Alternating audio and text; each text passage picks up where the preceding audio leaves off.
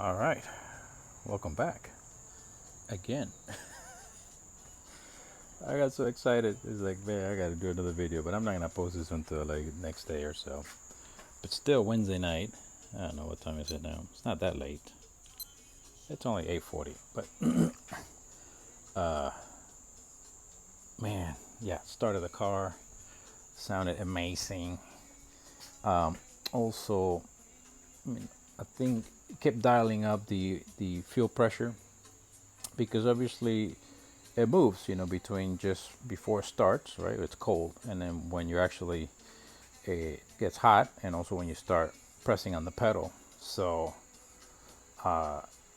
before I was setting it up when it was cold, so then obviously that kind of gets skewed once the car gets warm.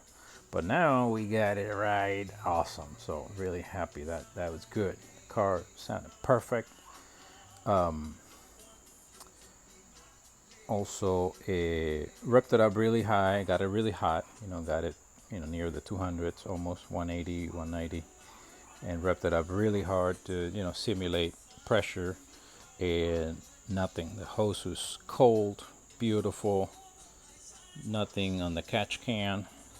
We're going to the dyno on Saturday to do the final proof.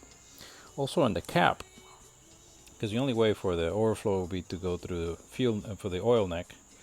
And then in the past, this will be kind of oily, obviously because the oil was coming up. But now it's just more like a little bit, it's got a little bit of sweat there instead of oil. So all great signs, all great signs. Also, we're done down here. Already put everything back, so this is all crossbar all back on. Also, there was not even a hint of oil leaking out of the oil pan at all on either side. The other side was the one that's giving me trouble, and totally dry. Beautiful, beautiful. I am really excited. So this is all back on now. It doesn't take long. Oh, the advice here, before I forget. Big advice here. I clean all the stuff real good, by the way. It was all greasy, not so nice and clean. Even the bolts, the nuts, took that out, cleaned it up real good.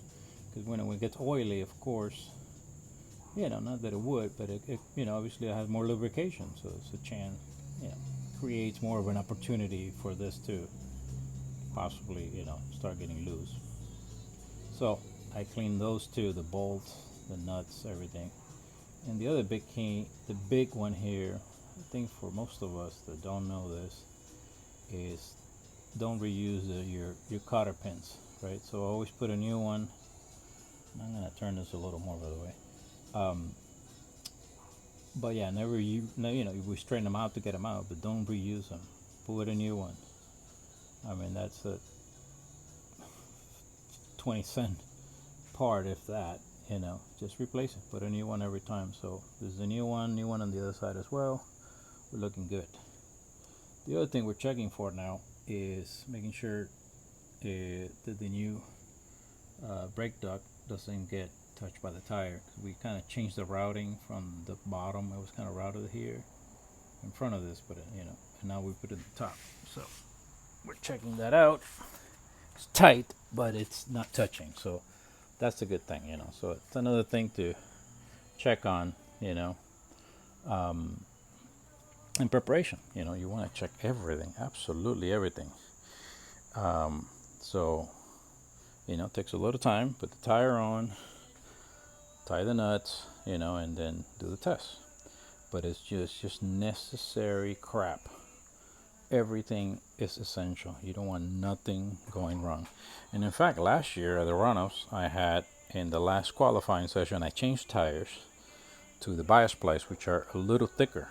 They stick out more, and it rubbed, and I lost the tire, and I lost the session. Really, I couldn't go. So lesson learned, and that's the thing, So remember your lessons.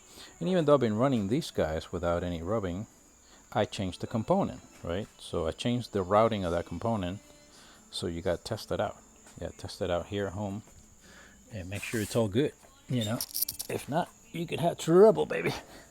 But yeah, there it is. Where is it? There you go. Okay. So yeah, we're looking good. It's tight. Not that it's not tight, but it's tight both ways anyways. But yeah, looking good. And this is when it turns all the way this way anyway, so I don't think I turn all the way, but in case you do, you want to make sure you test it versus the most turn. So it's all good. I can turn it the other way, but we tested the other side too. But anyways, I was too excited. I had to do another update because this is good news as well. No oil leak, engine sounded good, this tested good, and now we're ready to put all the rest of the tires on, put the car down, and we got dyno on Saturday. So, and then tomorrow probably start working. Tomorrow and Friday start working on the body work. Got to fix this guy here, and also I got to fit my nose number 2 to make sure it fits. It does fit.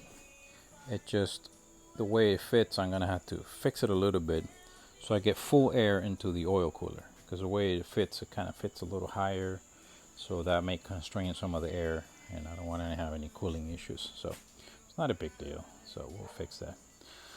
So all right, quick update. We'll post this one on Thursday, probably August the 18th. I don't want to be posting twice on the same damn day, but I was too excited not to update this stuff. So anyways, that's what's going on right here. Star Wars Racing Incorporated.